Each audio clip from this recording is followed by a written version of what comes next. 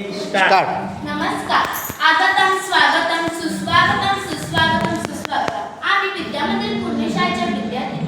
आज आम्ही तुमच्या पुढे एक नाट्यकरण सादर करणार आहे. या नाट्यकरणाचे नाव आहे मले बाजारला जायचे बाई, मले बाजारला जायचे बाई, मले बाजारला जायचे बाई. या नाट्यकरणाचे पात्र आहेत.